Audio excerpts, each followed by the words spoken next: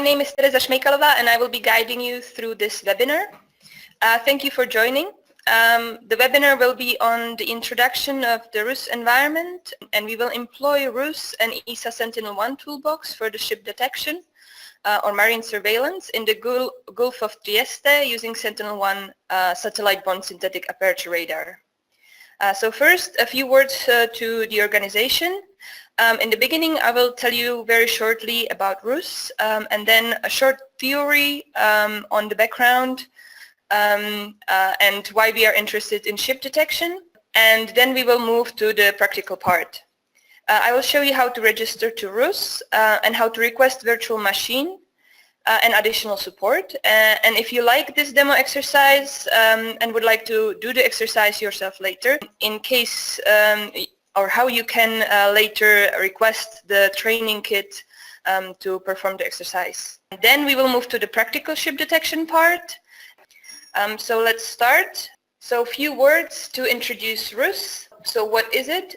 It is an open service offering free access to ICT resources and data, and its main objective is to scale up R&D and early prototyping activities over large amounts of data, of Sentinel Copernicus Sentinel data. Basically, its main objective is also to build know-how and introduce Sentinel data to the wider community.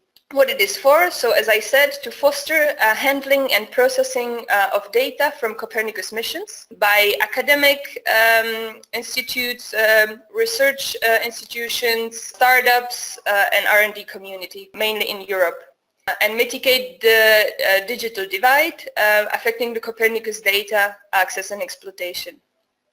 So what does RUS provide? It provides an open source toolboxes pre-installed on customized virtual machines. Specialized user help desk is accompanying the service, and the users can request expert EO help regarding application-specific data selection, data processing and visualization, or algorithm development, and so on.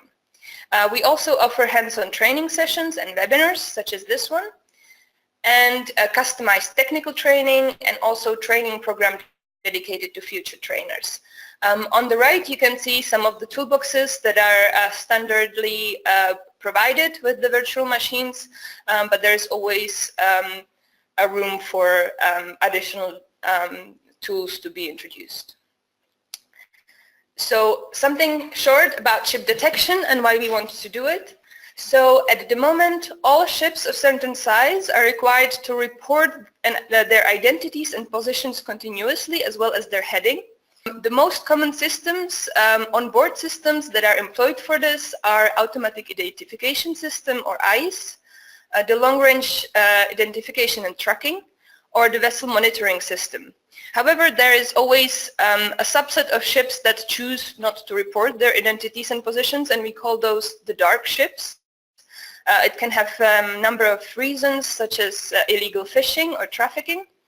And for this, we need to employ we need to employ additional methods such as cameras or radar, or more commonly nowadays satellite tracking, such as with Sentinel-1. To detect these ships, we generally need to use both methods of the cooperative systems, such as the Automatic Identification System database, as well as the satellite detection to identify the ships that do not report their positions.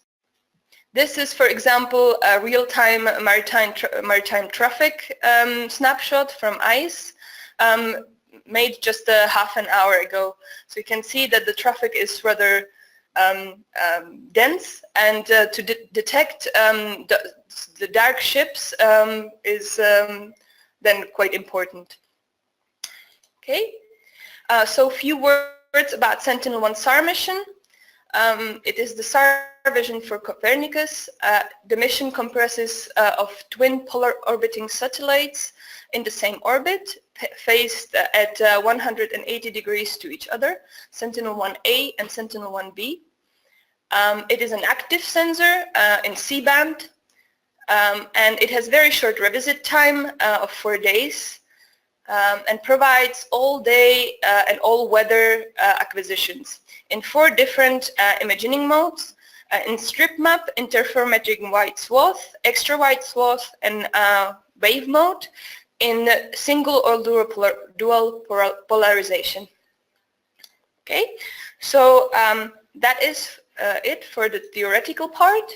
And now I would show you how to log in or register and log in to the RUS service so we can begin our exercise. So the RUS portal is available on this following address. And to log in or to create my account, I will go here and I will click register for the ESA single sign-on account. Then, of course, to register, you have to fill in all these following fields. Select register and you will receive an email confirmation and activation link. And once you have received this activation link, you can log in into the RUS portal. So I've already have my login, so I will only choose the version already users already registered and click login.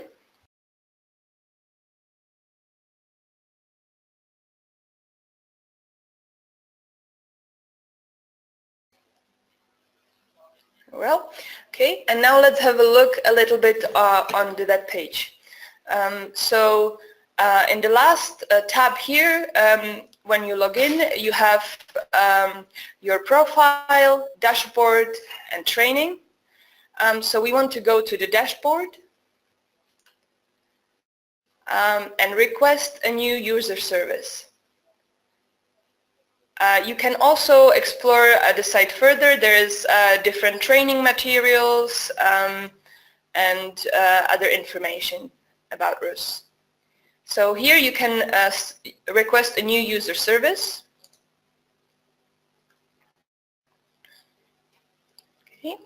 And here you will have a short questionnaire on what you would like to do with your virtual machine and what parameters should be. So here we would like to know how many years of experience in remote sensing you have to provide the best support. So let's say here I will choose 5 to 10. Then if you have already downloaded any Copernicus data via the Open Access Hub, so I'll select yes. And if I have already handled and processed Copernicus data, that would be yes. So in the end, if you want to repeat the exercise, you would choose here, so do you wish to practice with RUS a virtual environment, a tutorial exercise shown in a RUS webinar. So in that case, you would fill in a training code that I will provide you at the end of the webinar, or that you can find on the webinar webpage. And the virtual machine that you request would be automatically preloaded with all the training kit and training data. So here I will choose no, and I'll click next. Here you have to choose the thematic area that you want to focus on. So for me, I want to focus on hydrosphere and ocean. What kind of operations do you wish to perform on RUS? So Copernicus data exploration. I do not at the moment want to perform basic processing, algorithm development, or advanced processing tasks. And you can select your preferences for downloading the data. So if you have never handled Copernicus data before, you might wish to use the self-downloading, you might wish to use the RUS downloading service. If you do have experience with Copernicus data, you might wish to use the self-downloading service. Sorry. So the RUS downloading service is a service in which the RUS operator will handle the data on your behalf and download it on your RUS virtual machine, as opposed to self-downloading service, in which case you are responsible for downloading the data yourself. Here you can specify the activities that you want to perform with the machine, and what are your requirements, such as the virtual machine size or specific tools that you require for your project. Okay, and the name of my project.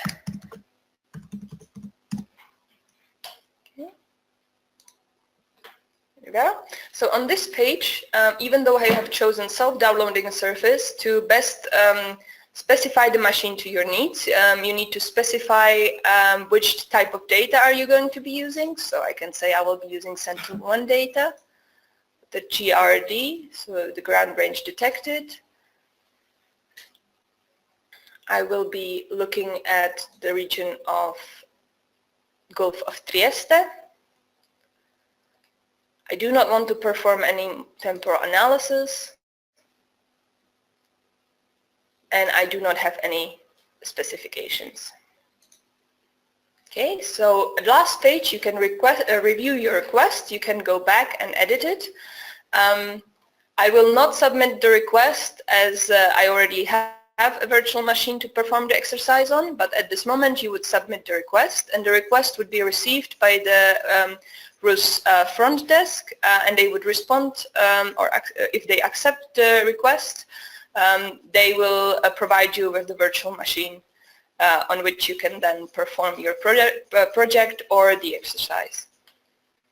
In my case, I will now go to dashboard, back to dashboard, and I will access my virtual machine on which we will do the exercise.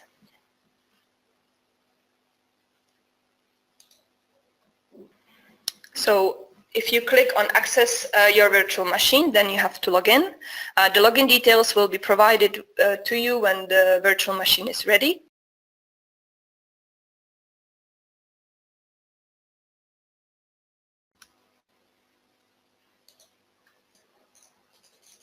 Okay, there we go.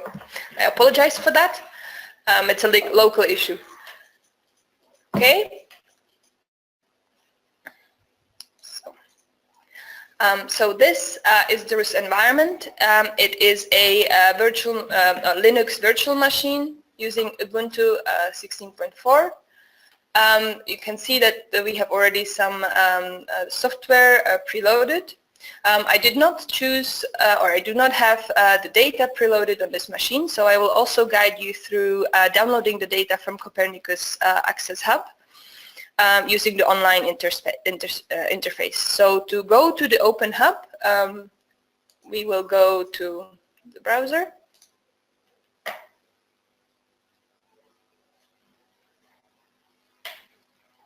And then to the Open Hub interface. If you do not have experience with the Open Hub interface, you do have to be signed in. If you do not have the account, you can go here and create an account with sign up. And you will again receive an activation link to your email, and then you can download the data from Copernicus.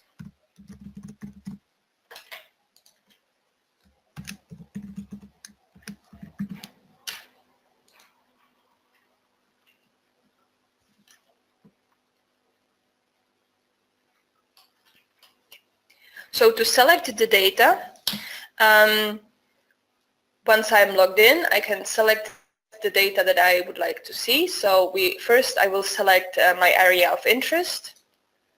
So let's zoom into the Bay of Trieste. I can change the polygon selecting mode to the pan mode, and I can move the map to approximately the center. Then I can switch back to the pan or to the rectangle drawing mode and draw my area of interest.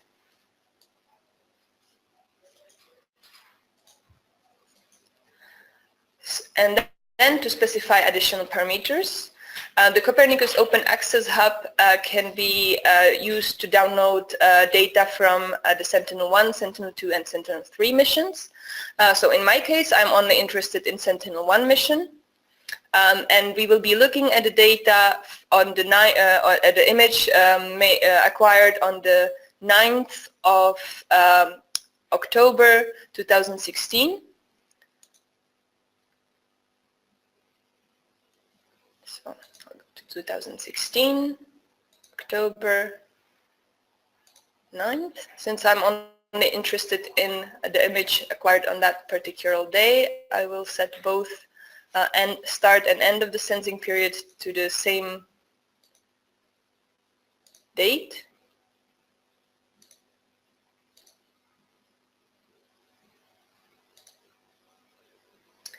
Well,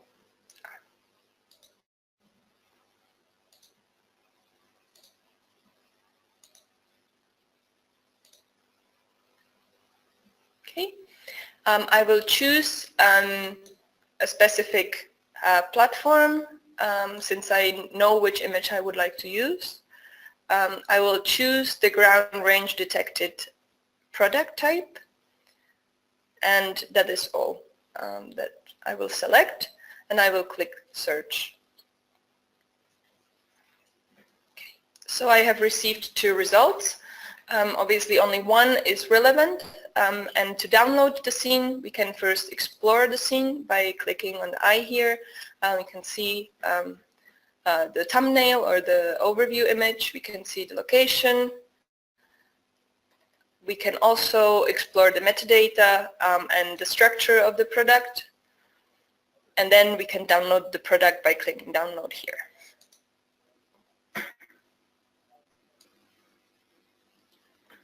Well, so now I can minimize my browser, and I would like to now, since we will be processing the data in Snap, I will go to Snap Desktop.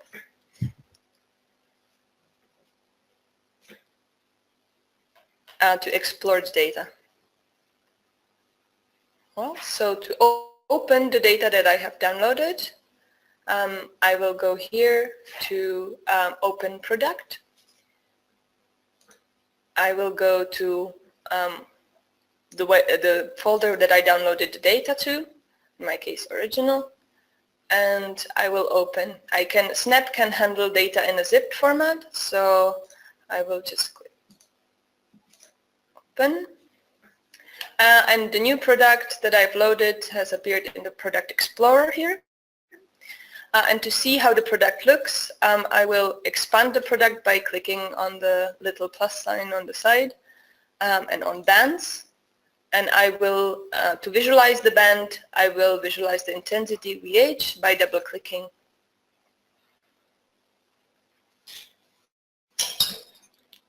The data is quite large, so generally it takes a little while to create the view.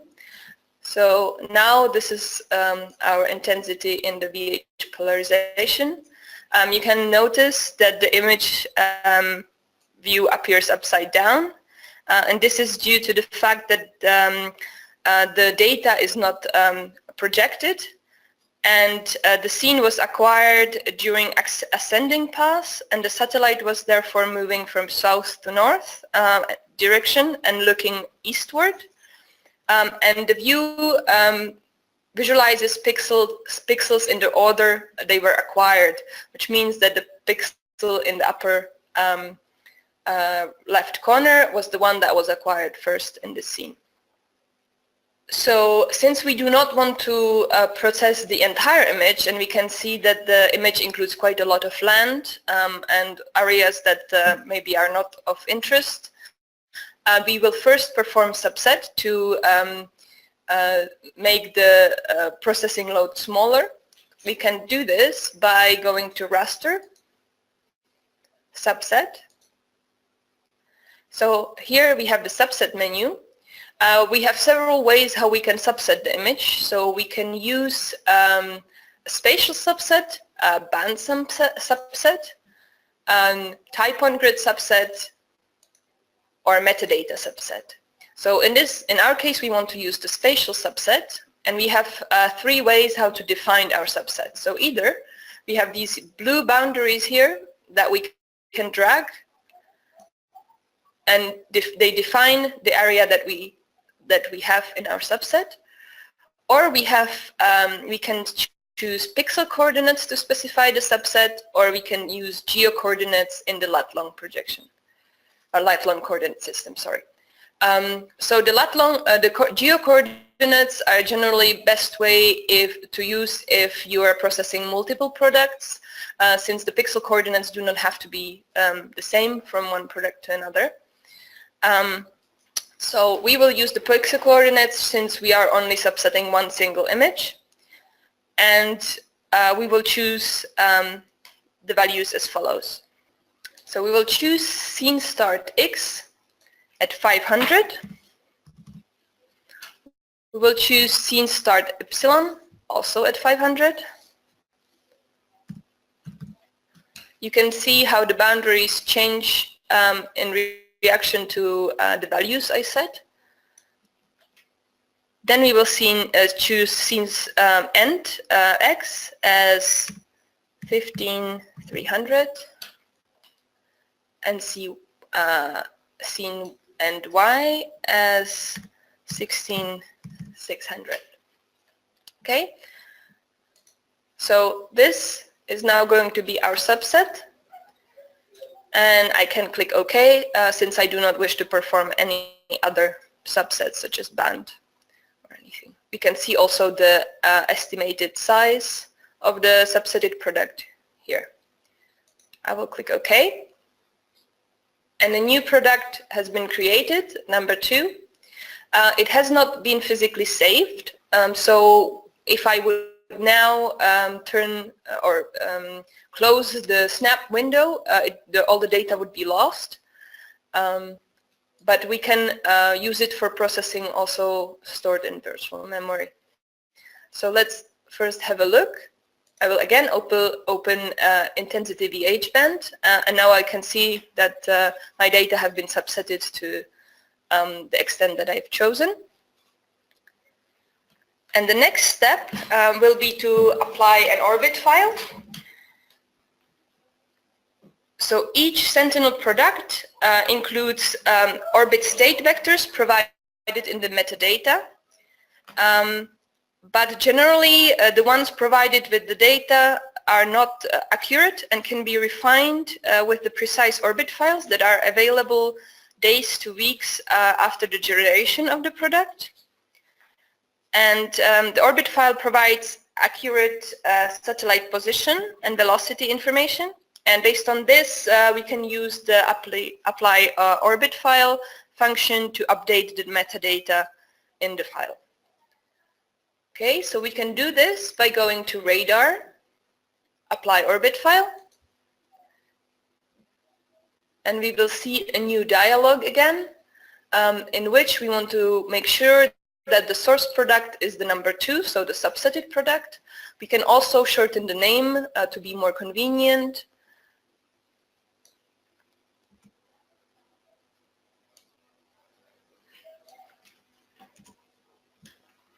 And we make sure that that the folder that we save the product to is the one that we want.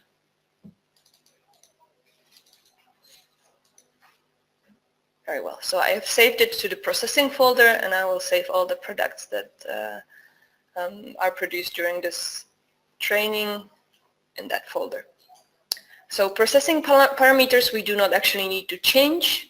The orbit files are automatically downloaded when the function is run.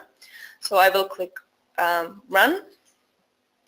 It should take about 20 seconds.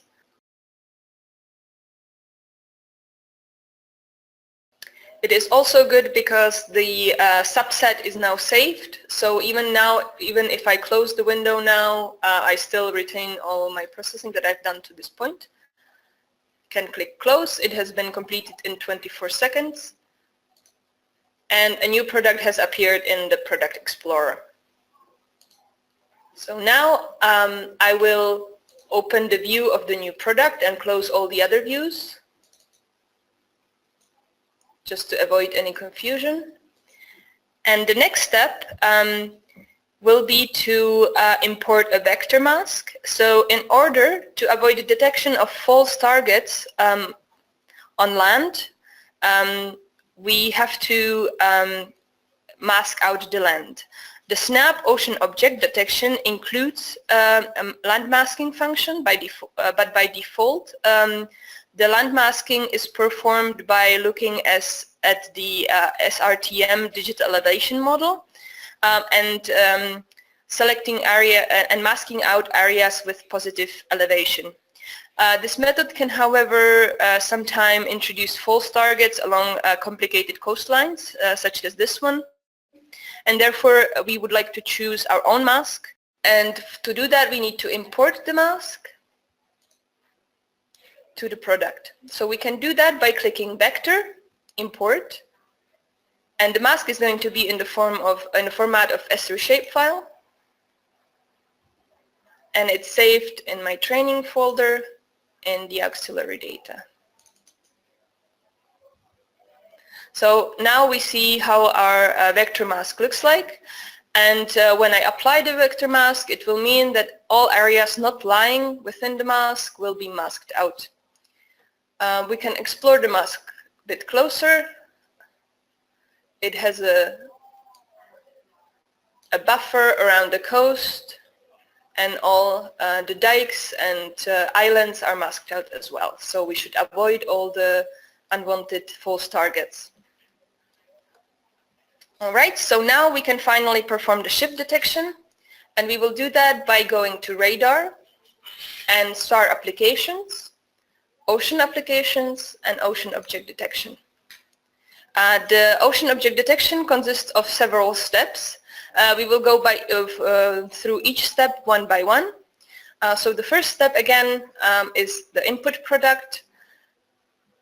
So I have selected the product 3, so it's the last one that I have, which is correct. Then the next step is the land sea mask. Here, as I said, it would use the SRTM layer. However, I do not want to use that one. I want to use the vector mask that I have loaded into my product.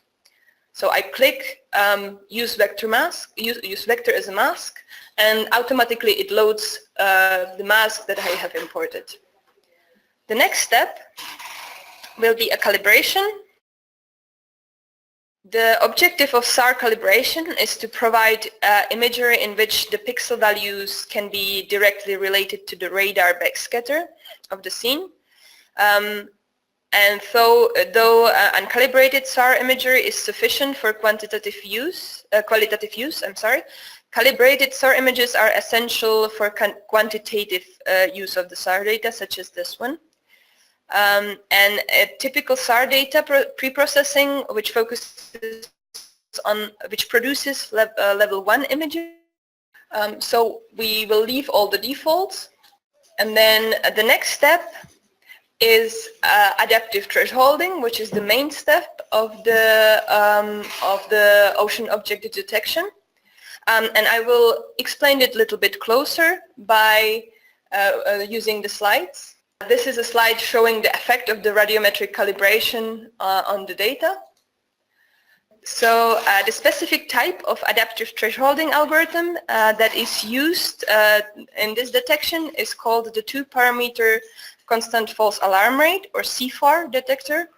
And the user defines the parameter of the moving, it's applied in a moving window, and the user can choose different parts. The moving window consists of the target window, here indicated in red, the guard window, and the background window. The target window contains the pixels under test and should be the size of the smallest target we wish to detect. The guard window prevents the contamination of the background values by the target pixels and should be the size of the largest target we want to detect. And then the green is the background window, which we use, which represents the local background, and we use it to determine the statistical parameters of the background. The CFAR, which I should have said in the beginning, assumes the underlying assumption of CFAR is that the target appeared bright on dark background. So once we have our background values, a Gaussian distribution is fitted to the background, and the parameter T here indicated here, is then calculated based on the probability of false alarm, which is determined or supplied by the user, and also we will have to set it in the algorithm, and the probability distribution function of the fitted distribution.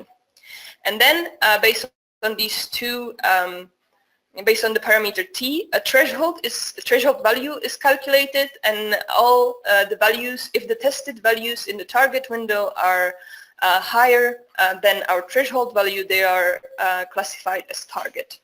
Okay, so here we have what I have just explained. So we need to set the target window size, which we in this case will set to 30. Since, as I said before, it should be the size of the smallest detectable object, and it's mostly dependent on data resolution. And in Sentinel-1 interferometric wide product, interferometric wide swath ground range detected product, we are using. The resolution, the pixel size is, pixel spacing is 10 by 10 meters. However, the resolution is 20 by 22 meters. Therefore, to avoid excessive numbers of false targets, we set smallest detectable target to 30 meters. Okay. The guard window here is set to 500 meters, and the background window size is set to 800 meters. The PFA, or the probability of false alarm, is 10 to minus 12.5. We can change the exponent here. However, for our purposes, this value is enough. The next step is an object discrimination. So once we run the adaptive thresholding, we then want to filter all the detected targets and check their size. And if the size is smaller or larger than the smallest or the largest object we expect to be detected, they will be thrown out of the classification. So, and the last step is write. So again, we are saving the product to our processing folder, and we can see that the name now carries all the suffixes of the processing steps. So I'll click. I would click run. However, the processing takes about 5 minutes on my virtual machine, and for that reason, I have a product that is already created. I will load the pre-processed product.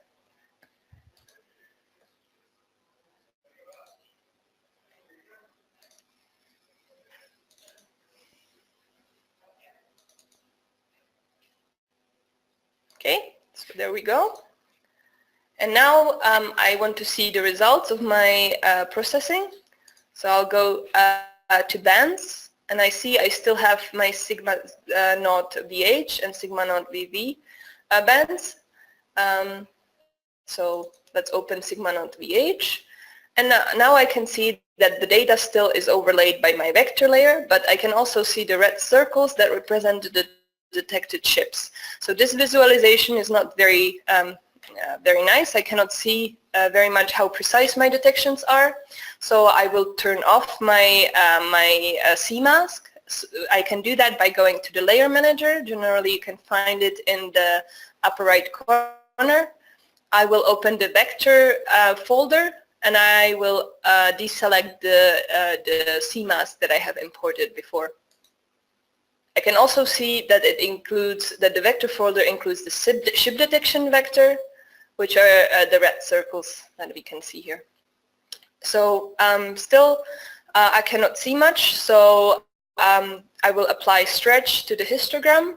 So I will stretch the histogram as far as it goes. And then if I zoom in, I can see that each of my circles is containing a bright target, which I would presume are ships. Generally, they will be, unless you're in northern regions where you can, where the same method is used to detect, for example, icebergs. Generally, target detection is all about optimizing the parameters.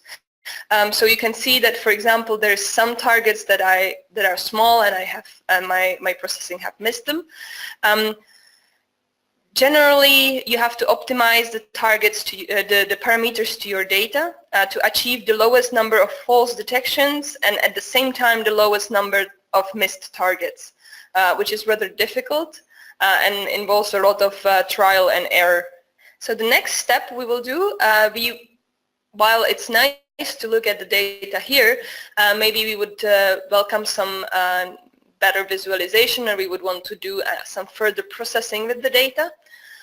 So what we can do is we can export these detections to a shapefile that we can process further in various GIS software, or import to or visualize in Google Earth or other.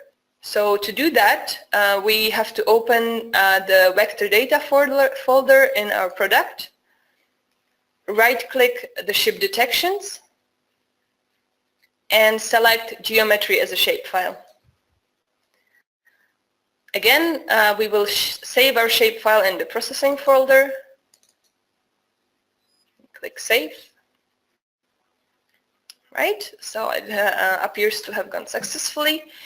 So now I will minimize the Snap window, and I want to have a look at my results in QGIS, for example. So QGIS is another tool that comes by default with the RUS virtual machine. So I can go to Education, QGIS Desktop, and open QGIS Desktop application. Okay, there we go. So I will first open the shapefile that I have just produced.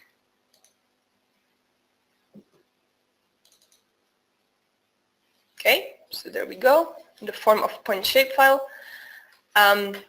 To visualize it better, perhaps I can import a base map.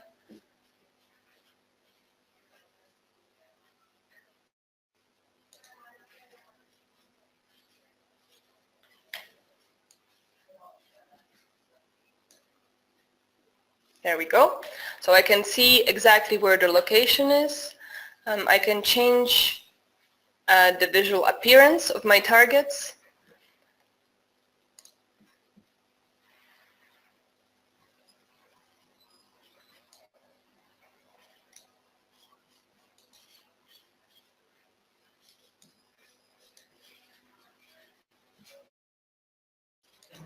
To be visible on the map, and I would like to also see labels.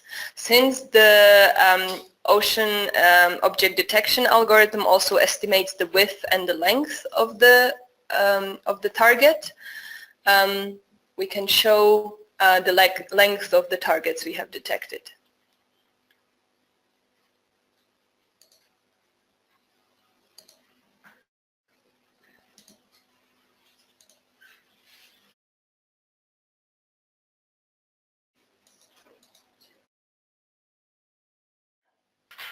Okay, so for example, here we can see our targets better. We can also see the lengths. We can, for example, also see here indicated a ferry route, which we can then see quite a number of ships following that route or being close to that route. So maybe we can make an assumption that those are related to the ferries. So that's just an interesting fact. Or interesting notice.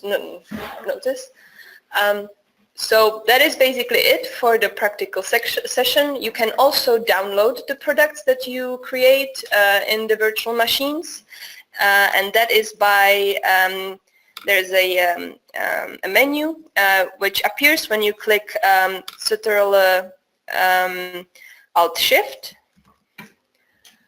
And then here you can click on Devices and navigate into the folder within the virtual machine where you saved your processing results. So I have saved them to RUS, Training.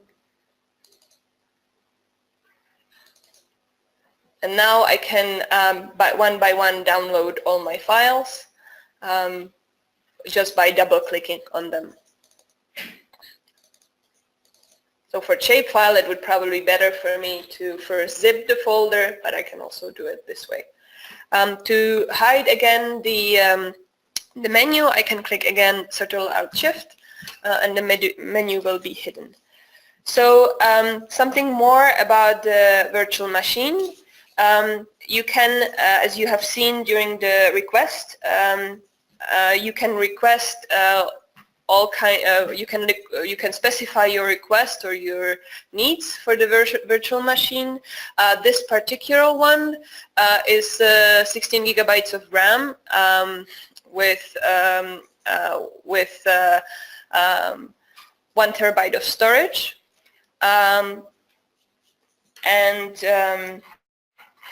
have, or you will have as a user, full administrative rights to the virtual machine to install software, any software that you that is either open source or you own a license to. So it's not limited to the software that we offer to install. You can also upload files, but using the same interface that I was showing before for downloading files. So if I again click Ctrl-Alt-Shift, I can navigate to the folder where I wish to upload the files, and then click Upload, and the browser Explorer will open, and I can upload files from my computer to the virtual machine. So this is it for the practical demonstration. I hope you enjoyed it, and if you would like to repeat the exercise, you can register for the RUS service and request the virtual machine, and you can use this code to specify which training materials you would like to have preloaded on your virtual machines. So again, this is the training code. This is the address from which you can access and register for the virtual machines. If you require any assistance, you can contact us, or you can follow us on LinkedIn and Twitter.